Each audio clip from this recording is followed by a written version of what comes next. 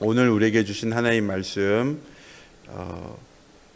시편 133편 1절로 3절 말씀을 저와 여러분이 한 절씩 교독하고 마지막 절은 함께 읽겠습니다.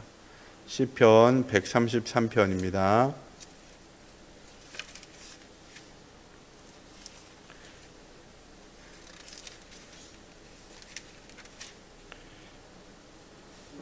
시편 133편 1절로 3절입니다.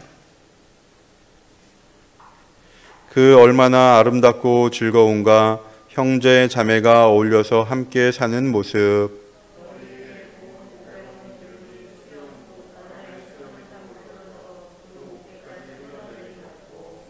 다같이 헤르몬의 이슬이 시온산에 내림과 같구나. 주님께서 그곳에서 복을 약속하셨으니 그 복은 곧 영생이다. 아멘. 할렐루야. 네, 반갑습니다. 지금 우리 밴드 라이브로도 이렇게 나가고 있는 것으로 알고 있는데요. 너무 감사합니다. 오늘 이렇게 정말 아름다운 예배당에서 예배를 드릴 수 있어 감사하고, 또 이제 피아노 또 의자 우리 참교회에서 가져온 거라 낯설지가 않습니다. 여러분, 우리가 이곳을 뭐 남의 교회다 생각하지 말고 모든 교회는 다 아버지의 집입니다. 하나님이 계시는 곳이 아버지의 집이니까 우리가 아버지의 집에 왔다 생각을 하고 우리가 예배를 드리면 좋을 것 같습니다.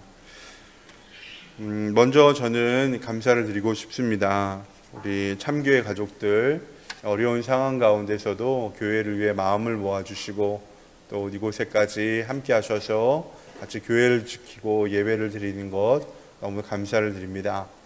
또한 이곳에서 예배를 드릴 수 있도록 허락해 주신 수지 산율교회 또 담임 목사님과 또 여러 성도님들에게도 진심으로 감사를 드립니다. 지금 이 코로나 시기이기 때문에 참 이게 본교회 건물을 이렇게 사용할 수 있도록 하는 것 자체가 굉장한 또한 은혜입니다. 그래서 우리가 이렇게 또 좋은 교회에서 예배 드릴 수 있도록 허락해 주심에 대해서도 감사를 드립니다. 오늘 말씀은 간단한 퀴즈로 시작을 하려고 합니다. 맞추시는 분들은 제가 다 선물을 드릴게요. 이따가 나갈 때 떡을 받아가시면 되겠습니다. 친한 친구 사이를 뜻하는 순 우리말이 있습니다. 이것은 특별히 이 말은 어렸을 때부터 같이 어깨를 맞대면서 자란 친구 사이를 얘기하는 단어입니다. 오늘 설교 제목 가운데도 있습니다. 어깨동무. 예, 어깨동무. 오늘 제목이 어깨동무 순례자인데요. 여러분, 서로 어깨를 걸칠 수 있는 사이, 어깨를 서로 빌려주고 빌리는 이런 사이, 가까운 사이에 어깨동무라고 얘기를 하는데요. 보통 우리가 어깨를 걸치는 상황은 좀 이렇게 다양합니다. 처음에는 즐거우면 뭐예요? 어깨를 걸치죠. 또 옛날에 요즘은 그런 거 안 하는데 옛날에 대모하면은 스크럼 짜면서 어깨 걸쳤죠. 네. 또 어깨를 언제 걸칩니까? 누가 부상을 당하면 뭘 해요? 어깨를 이게 걸치고 부축을 해주죠. 네. 또 이렇게 아픈 사람들 다시 부축을 할 때도 우리가 어깨를 걸치는 이런 것들이 있습니다. 하여튼 이렇게 어깨를 걸치고 어깨를 빌려줄 수 있다면요, 이건 가까운 사이면 틀림이 없습니다. 오늘 본문은요, 성전에 올라가는 순례자의 노래라는 부제가 붙어 있어요. 레다이드 하니까 이제 다윗이 지은 이제 시편인데요. 이 성전에 올라가는 노래가 130편부터 134편까지 모두 15개예요. 근데 15개 중에 5개를 다윗이 지었습니다. 다윗 때는 성전은 없었잖아요. 아들 솔로몬이 지었지. 다윗 때는 성소가 있거든요. 성소를 물론 이제 아라우나의 타작마당 예루살렘 시온성에 모시긴 했는데, 이 다윗이 그만 성전에 올라간 노래 이 시편을 5개나 지었다는 것은요, 그의 성전을 사모하는 마음이 굉장히 특심했다. 그 정도로 우리가 이해를 하면 되겠습니다.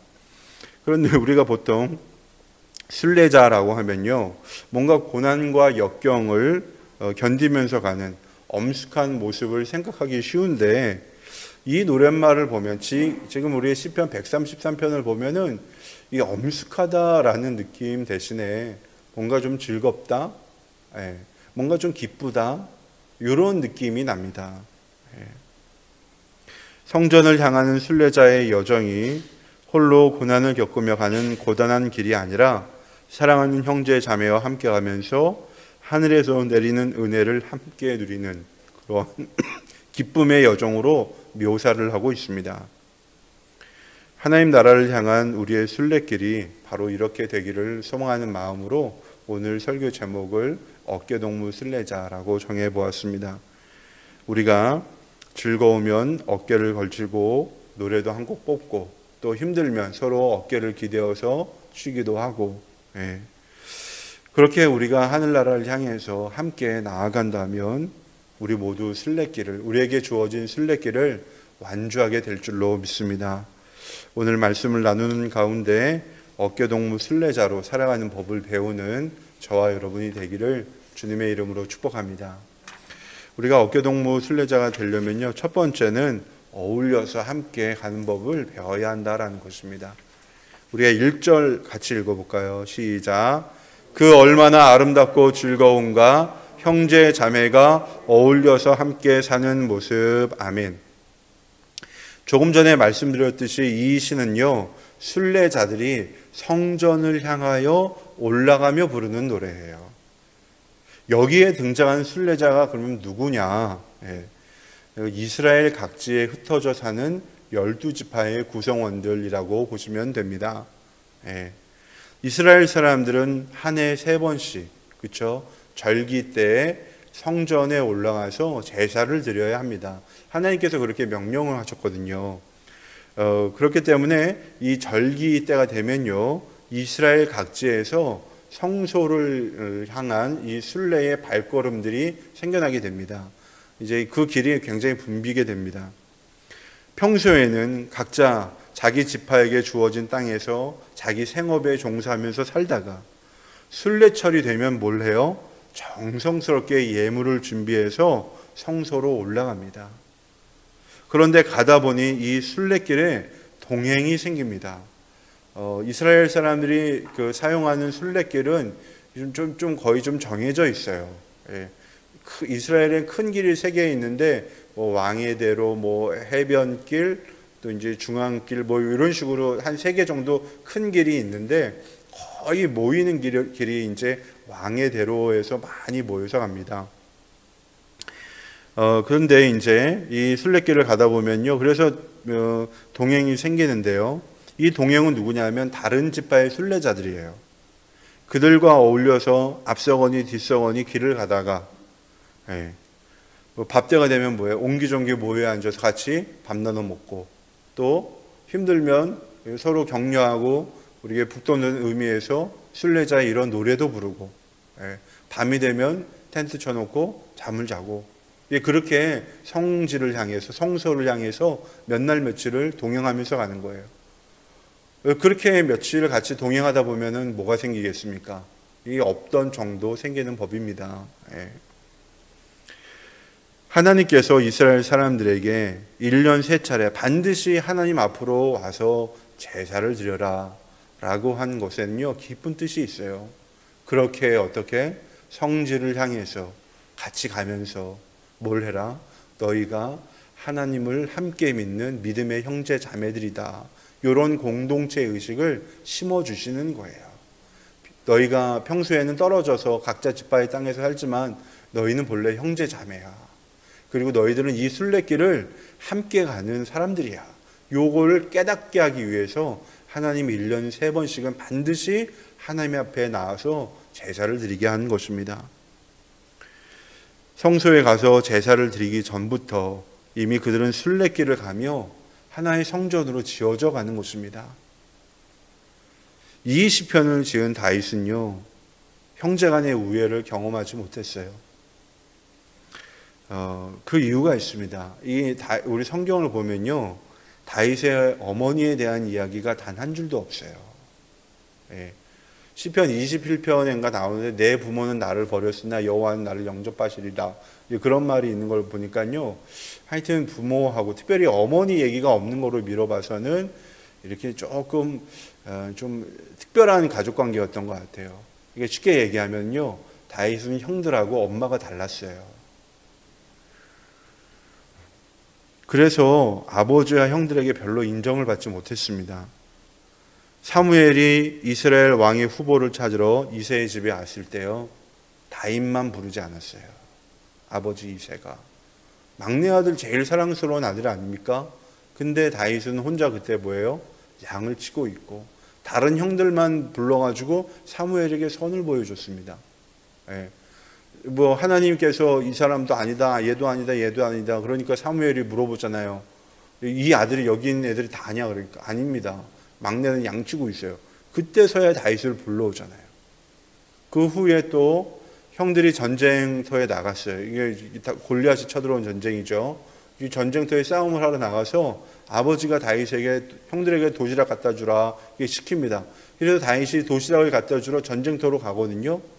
근데 다윗을 본 형 엘리압이 뭐라고 그럽니까? 야, 너 또 나대려고 왔지? 뭐 이런 식으로 굉장히 면박을 줘요. 예. 그러니까 형들에게 또 부모에게 뭔가 사랑을 받았다 그런 게 거의 없어요. 다윗의 성장기를 보면 가족이나 형제 간의 사랑을 느낄 수 있는 부분이 별로 없습니다. 그런 다윗이었기 때문에 형제 자매가 어울려서 즐겁게 지내는 모습을 누구보다 간절히 소망을 하고 그 바람을 고스란히 이 시편에 담아내는 것입니다.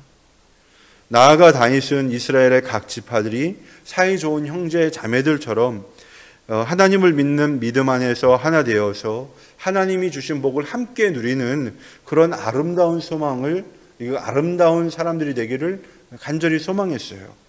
그런 소망들이 바로 이 시편에 담겨진 것입니다. 우리가 알다시피 이스라엘은요 12지파로 이루어진 지파 연합국가입니다. 가나안 민족들과의 분쟁 속에서 살아남으려면요 이 지파들이 믿음 안에서 똘똘 뭉쳐야 합니다. 그러나 이스라엘 역사를 살펴보면 슬프게도 그러지 못했어요. 사사시대, 통일왕국시대, 분열왕국시대를 쭉 보면 뭐예요? 이 이스라엘 백성들이 하나님을 믿는 믿음 안에서 하나가 되면요 어떤 일이 생겼냐? 가나안 민족을 압도했습니다. 그런데 권력자가 욕심을 지나치게 부리거나 또는 우상 숭배가 그 물질에 대한 탐욕 때문에 만몬을 숭배하는 이런 것들이 들어온다거나 이런 것들이 생기면요 지파 연합이 깨어지면서 이스라엘이 어떻게 되었습니까? 굉장한 고난을 겪었습니다.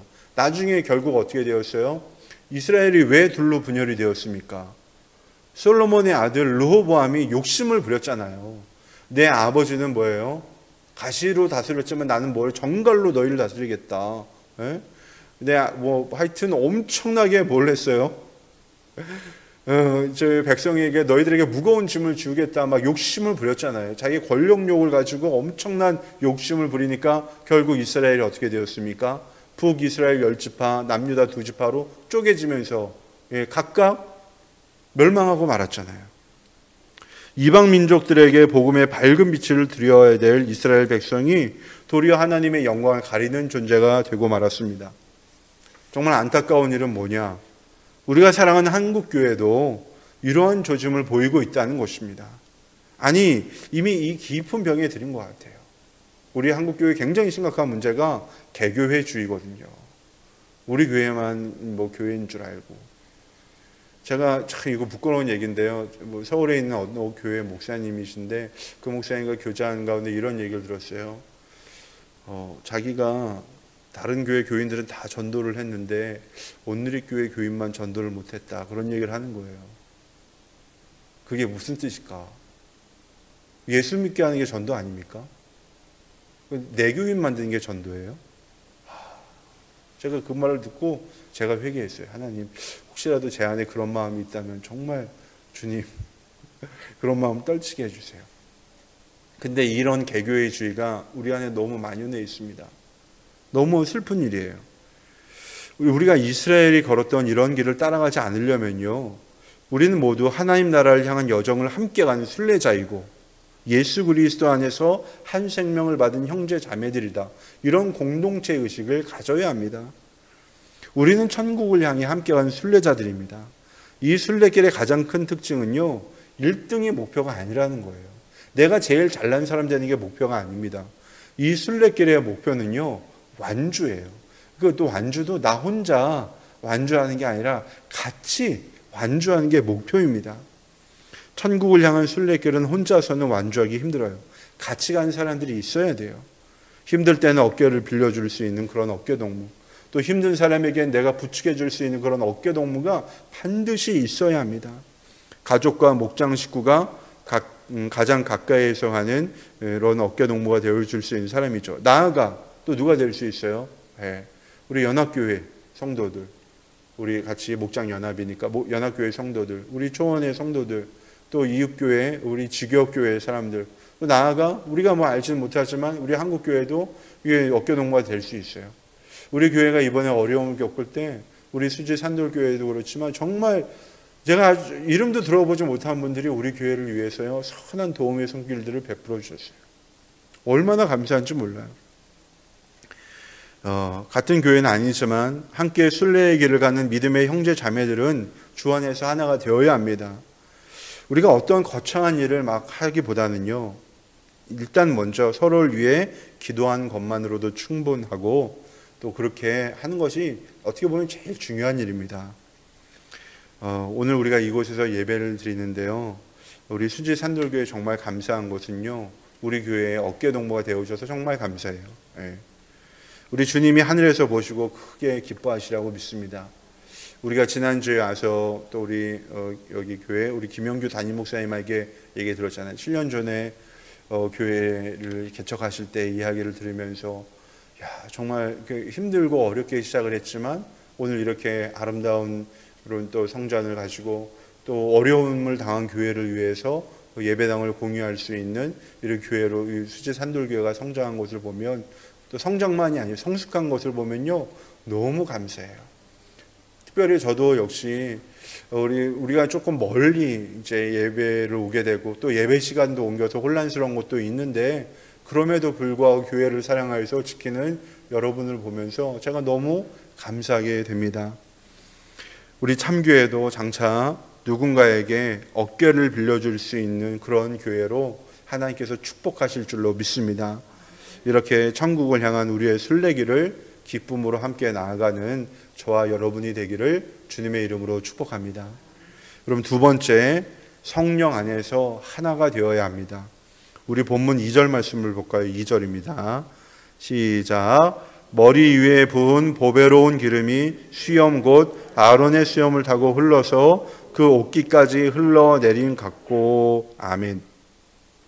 다윗은 형제 자매가 어우러지는 즐거움을 대제사장 아론의 머리 위에 부은 기름이 그 머리를 적시고 또 수염을 타고 흘러서 옷깃까지 다 적시는 그런 모습을 묘사하고 있습니다.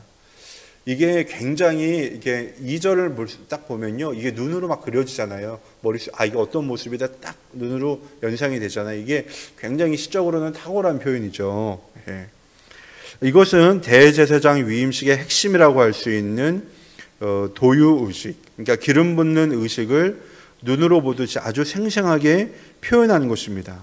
그리고 다윗은요, 이거를 바로 형제 연합의 즐거움에 대조하고 있어요. 견주고 있어요. 왜 다윗은 형제 자매들의 연합의 즐거움을 대제사장의 기름 부음과 이게 관련을 짓고 있을까? 이건 굉장히 깊은 영적인 의미가 담겨져 있습니다. 대제사장 위임식에 쓰는 기름을요, 관유라고 합니다. 이것은 올리브유, 아마 한 말통 정도 된 것, 굉장히 한 흰인데 제가 정확히 얼마 정도 되는지 모르겠어요. 근데 한 드럼통 정도, 굉장히 많은 분량이에요. 적은 분량은 아닙니다.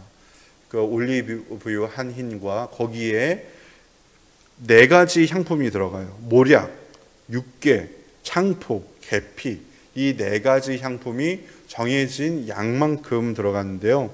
정해진 비율대로 섞은 것이 바로 관유입니다. 그러니까 모략이나 계피나 육개나 창포나 서로 향이 같은가요? 그러면 효능이 같아요? 다 다릅니다. 각각의 특징이 있어요. 모략은 좀 방부제의 역할을 한다고 하죠. 창포는 우리 머리에 감는 데도 많이 썼잖아요. 우리 옛날 선조들이 조금 이렇게 맑게 하는 그런 효과가 있고, 우리 계피는 냄새를 많이 맡아서 알잖아요. 근데 이렇게 각기 다른 향을 지닌 이런 향료들이 올리브유와 같이 섞여져서 지극히 거룩하고 향기로운 그런 향유로 바뀌는 것입니다. 저는 이 관유를 만드는 과정을 보면요, 하나님의 백성들이 서로 어떻게 돼요? 주 안에서 하나가 될 때 이렇게 향기로운 사람으로 바뀐다라는 그런 느낌을 받게 됩니다. 그런데 이 관유 의식은요, 영적으로 보면요, 바로 뭐와 관련 지어지냐면요, 성령의 임재와 관련 지어집니다. 대제사장 위임식 때 쓰여지는 그게 또 하나 있어요. 그게 뭐냐면 붉은 암송아지의 피, 그리고 그것을 태운 재로 만드는 그런 것들이 또 쓰여지는데요. 이 붉은 암송아지의 피가 예수 그리스도의 속죄의 피를 상징한다면요, 지금 이렇게 만드는 관유는 뭐냐면 성령의 기름 부으신, 곧 성령의 임재를 상징하는 것입니다. 성령께서 임하시는 것, 이 관유를 바르는 것 통해서 성령의 임하심을 상징합니다. 여러분, 아론이 거룩해서 성령이 임한 게 아니에요. 성령께서 아론에게 임하셨기 때문에 그가 거룩한 사람이 되어서 거룩한 사명을 감당하는 거예요. 사람이 거룩한 게 아니라 성령이 임하셔서 그를 거룩하게 하신 것입니다. 다윗은 형제 자매가 하나님 안에서 함께 기뻐하고 즐거워하는 그곳에 성령께서 임하신다는 것을 바로 이 말씀을 통해서 우리에게 보여주고 있습니다. 성령은요, 개인에게도 임하지만 공동체에도 임합니다. 우리가 이거를 알아야 돼요. 성령님께서 임하시면요, 먼저 자기의 죄를 자복하고 회개하는 역사가 나타납니다. 뿐만 아니라 공동체에도 그런 역사가 나타나요. 또 병든 자가 치유되고 악한 영이 물러나고 복음이 선포되고 교회가 세워지는 역사가 성령의 임재로 말미암아 나타납니다. 공동체에 성령께서 임하시면요, 새로운 시대가 시작이 됩니다. 모세가 70장로를 데리고 시내산에 올랐어요. 근데 그곳에 성령께서 임하셨어요. 그래서 이 70장로들이 모두 다 뭐예요? 성령의 충만함을 받으니까 이들이 다 산으로 내려가서 뭐가 되었어요? 여러분, 영적인 이스라엘이 새롭게 태어났습니다. 그전에는 이스라엘은 뭐예요? 노예 민족이었지만 시내산에서 말씀을 받고 또 이 70장로들이 모두 다 성령을 받으면서 뭐가 됐어요? 이제는 영적인 이스라엘로 제사장 나라로 새로운 탄생을 한 것입니다. 그리고 여러분, 에스라가 수문학 광장에서 포로에서 귀환한 백성들을 모으고 하나님의 말씀을 선포하니까요, 어떤 일이 일어났습니까? 그들이 말씀을 들을 때 다 울면서 회개하고 자복하면서 자기 조상들의 죄와 자기들의 죄를 회개하면서 그들이 어떻게 해요? 새롭게 하나님과 계약을 맺는 새로운 언약 백성으로 거듭 태어나게 됐어요. 회개의 영이 임하시니까 그들이 새로워진 것입니다. 오순절 마가의 다락방에도 어떻게 됐어요? 120명이 모여서 거기서 같이 기도하니까 어떻게 됐습니까? 그곳에서 성령이 임하시고 그들을 통해서 뭐가 되었어요? 교회가 시작이 되었습니다. 여러분, 베드로가 고넬료 집에서 말씀을 전할 때요, 성령께서 말씀을 듣는 사람들에게 임하셨어요. 그 일로 말미암아 성령이 먼저 임했으니까 우리가 세례를 주는 것이 뭔가 들었겠냐? 먼저 성령이 임하시고요, 그 다음에 물세례를 주고요, 그리고 나서 이방인 선교의 시대가 열렸습니다.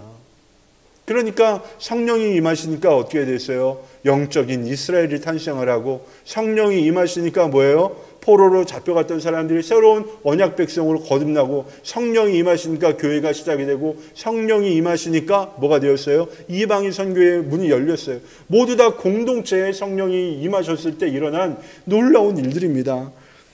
여러분, 그래서요, 개인의 영성과요, 공동체의 영성은요, 반드시 조화를 이루어야 합니다. 골방의 기도 못지않게 중요한 것이 공동체의 영성이에요. 오늘날 한국교회가 가진 가장 심각한 문제가 바로 이 성령의 임재를 개인의 영역으로 축소를 시키고 있다는 것입니다.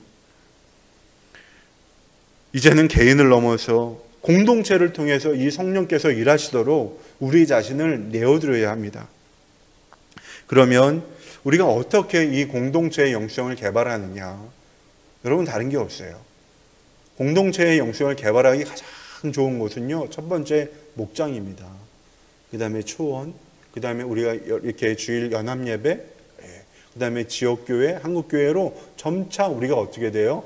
영적인 지경을 넓히면서 함께 공감대를 만들고 함께 연대하고 힘을 모아 나가는 것입니다. 이게 바로 성령의 지경을 넓혀가는 거예요.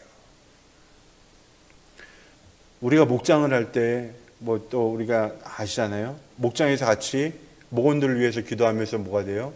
이 사람의 기도 제목이 나의 것이 되고, 같이 목장에서 같이 기도하니까 하나님께서 들으시고 응답하시고 그 가운데 성령의 임재를 우리가 누리지 않습니까?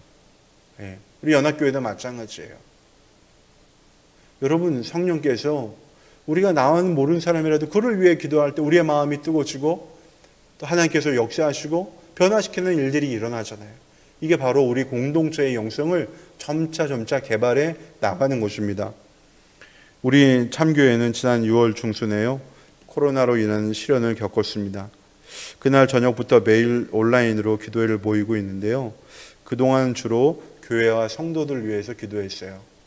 그런데 하나님이 며칠 전에 저에게 굉장히 강하게 이런 말씀을 주시는 거예요. 이제는 기도의 지경을 넓혀라. 우리가 물론 이제 교회 갑자기 또 이전을 하게 되고 또 이제 코로나 상황을 극복해야 되고 막 이런 것들이 있어서 이제 교회와 성도들에게 집중했다면, 이제는 뭘 해라? 이제 우리 공동체 기도 제목을 가지고, 우리 지역의 기도의 제목을 가지고, 나라의 기도의 제목을 가지고, 세계의 기도의 제목을 가지고 기도해라. 지금 환경 문제가 얼마나 심각합니까? 그리스 이런 데는 50도가 넘으면서 이게 산불이 그치질 않는 데잖아요. 예. 우리도 환경 문제 하면 보통 쓰레기나 미세먼지 정도 생각을 했는데 불이 멈추지 않으니 이게 어떻게 된 일입니까? 이런 것만이 아니에요. 지금 아프가니스탄에 얼마나 큰 난리가 났습니까? 세계 질서와 세계 평화와 또 우리 올 봄에는 미얀마에서 정말 얼마나 이 군사 쿠데타로 말미암아 무고한 생명들이 얼마나 많이 쓰러졌습니까? 이게 다 뭐예요? 우리가 기도할 제목들입니다.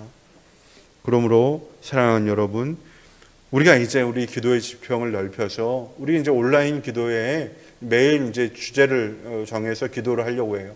우리 성도와 교회를 위한 기도뿐만 아니라 지역과 또 세계와 우리 나라를 위해서 우리 함께 기도하고 하나님의 은혜를 구할 때 바로 그곳에 성령께서 임하실 줄로 믿습니다. 중요한 것은 우리가 뭐예요? 마음을 모아서 함께 기도해야 한다는 것입니다.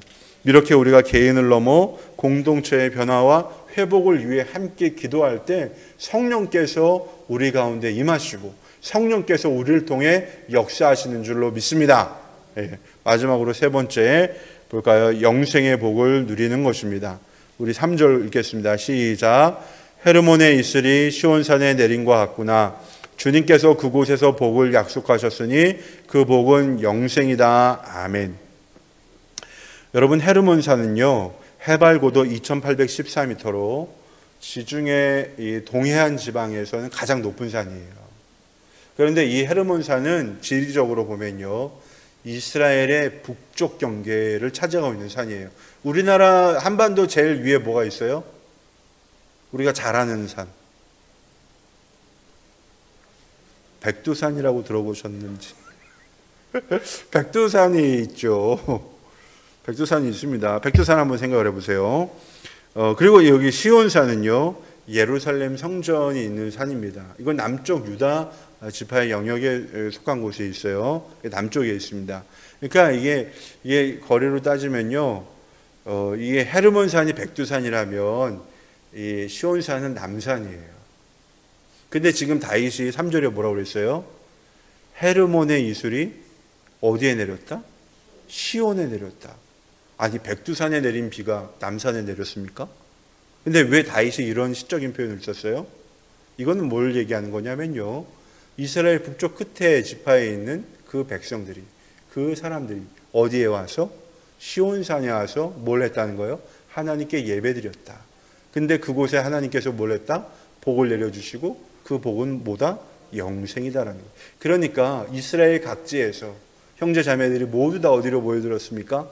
성전이 있는 시온산에 모여서 함께 하나님께 예배드릴 때 그곳에 모인 사람들에게 하나님이 영생의 복을 내리셨다는 거예요. 예배드리는 가운데, 주님을 만나는 가운데 영생의 복을 누리는 것입니다. 우리가 생명의 삶을 통해서도 배웠지만요, 영생은 다른 게 아닙니다. 우리가 하나님의 생명에 참여하는 게 영생이에요. 우리가 하나님께 속하는 게 영생입니다. 예수님은 요한복음 17장 3절에서 이 영생이 무엇인지 아주 분명하게 이야기를 하셨어요. 영생은 오직 한 분이신 참 하나님을 알고 또 아버지께서 보내신 예수 그리스도를 아는 것입니다 라고 영생에 대해서 설명하셨어요. 하나님을 알고 예수님을 아는 게 뭐다? 영생이라는 거예요. 우리가 영생을 누리기를 원하잖아요. 영생을 누리려면 뭘 하라고요? 하나님과 예수님을 알아야 된다는 거예요. 그러면 여러분, 우리가 주님을 어떻게 알게 됩니까? 우리는 보통 이제 주님을 만나려면 성경을 읽거나 또는 우리 기도를 통해서 주님을 알고 이런 영적으로 교제하는 거를 생각을 하는데요. 우리가 간과하는 게 있어요. 반드시 기억해야 될 것은 뭐냐면요, 우리가 주님을 만나는 데서 제일 중요한 건요, 주님과 인격적인 만남입니다. 여러분 이런 말 많이 들어보셨을 거예요. 우리 형제님 또는 자매님, 인격적으로 주님을 만난 때가 언제입니까? 언제 주님을 인격적으로 만났습니까? 이런 질문 다들 한 번씩 들어보셨죠. 예, 특별히 선교단체에 활동하셨던 분들은 아마 많이 들어보셨을 거예요. 인격적으로 주님을 만난 때가 언제냐? 사실 저는 그 질문을 받으면요, 조금 당혹스러웠어요.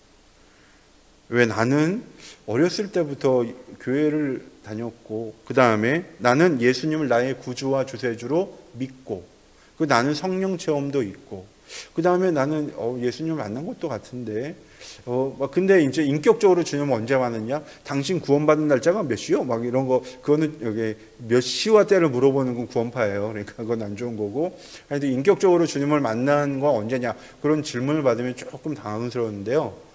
언젠가는 제가 이제 깨닫게 되었어요. 인격적으로 주님을 만난다는 게 다른 어떤 특별한 게 아니다. 여러분, 이 인격적으로 주님을 만난다는 것은요, 아주 간단한 말입니다. 믿음의 형제 자매들과의 교제 속에서 주님과의 인격적인 교제가 이루어지는 거예요.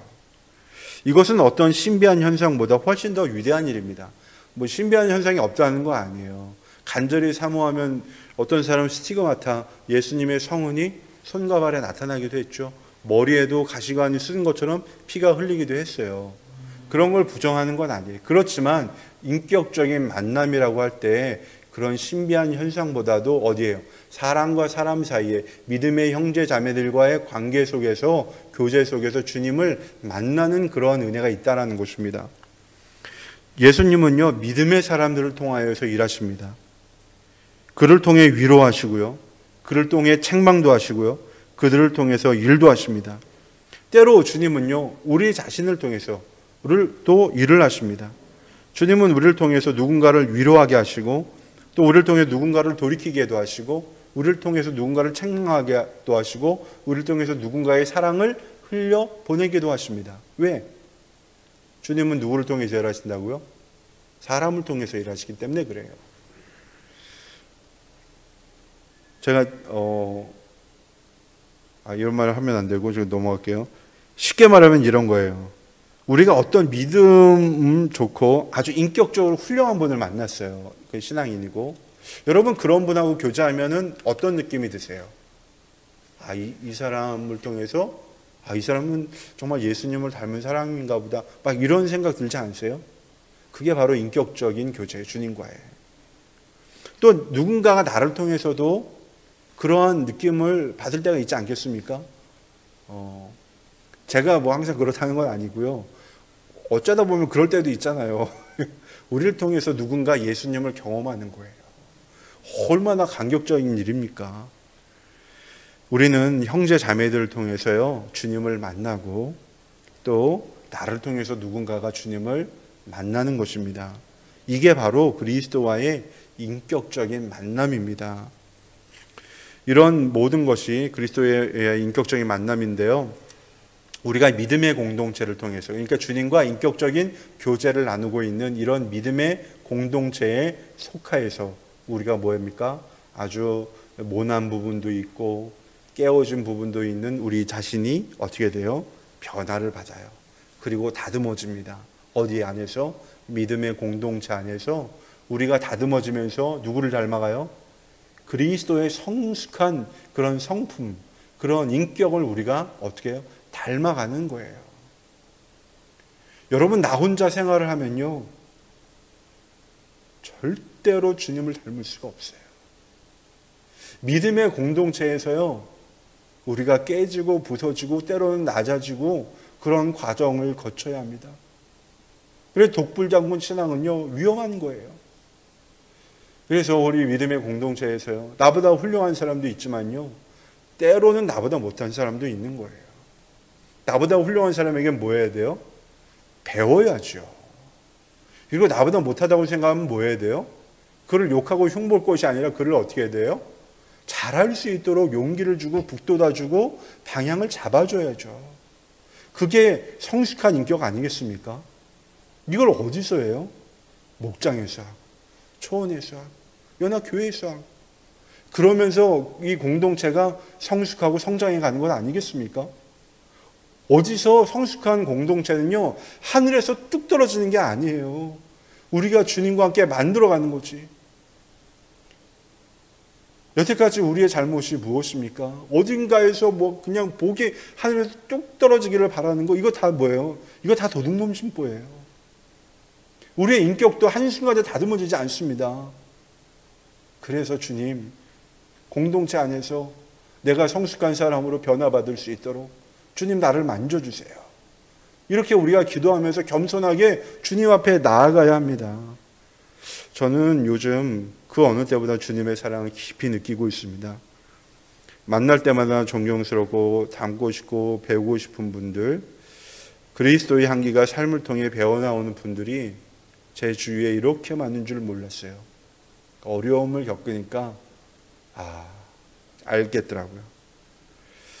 여러분, 우리 안에 주님의 성품이 드러나는 아름다운 믿음의 교제가 이루어져야 합니다. 다만 우리가 기억할 게 우리 개인의 능력으로는 이게 안 된다는 거예요. 그래서 주님의 도우심을 구해야 합니다. 날마다 그래도 주님 앞에 나아가서 주님에게 기도해야 돼요. 뭐라고 기도합니까? 주님, 나를 통해서 주님의 인격이 흘러나가고, 나를 통해서 주님의 지혜가 묻어나오고, 나를 통해서 주님의 사랑의 언어가 흘러나오게 해주세요. 예. 나를 통해서 주님의 능력이 나오게 해주세요. 이렇게 주님의 은혜를 계속해서 구하다 보면 뭐가 돼요? 주님을 닮아가는 거예요. 그 기도가 우리를 주님을 닮게 하는 것입니다. 그 기도가 없이 우리가 어느 날 한순간 예수님처럼 될 수 있겠습니까? 그거 안 되는 거예요. 그러므로 사랑하는 여러분, 우리가 그렇게 겸손히 주님의 은혜를 구하면서 나아갈 때 우리의 가정과 목장과 초원과 또 연합교회, 지역교회, 나아가 한국교회가 정말 변화된 새로운 공동체로 거듭나게 될 줄로 믿습니다. 이제 말씀을 마치려고 합니다. 여러분, 어깨동무 언제 해보셨어요? 예배 끝나고 나면 한번 해보세요. 재밌을 것 같아. 어깨를 빌려주고 또 어깨를 빌리고, 이 어깨를 걸치는 단순한 행위로도요, 우리는 힘도 얻고 위로도 얻고 소망도 얻습니다. 우리가 함께하는 그곳에 성령이 임하시고 또 형제 자매의 인격적인 교제 가운데 주님을 더욱더 깊이 알고 주님을 닮아가는 것입니다. 이것이 바로 우리가 영원한 생명, 하나님의 생명에 참여하는 길입니다. 이제 우리가 결단할 때입니다. 주님, 필요하시면 제 어깨를 빌려드리겠습니다. 주님, 내가 우리 공동체를 위해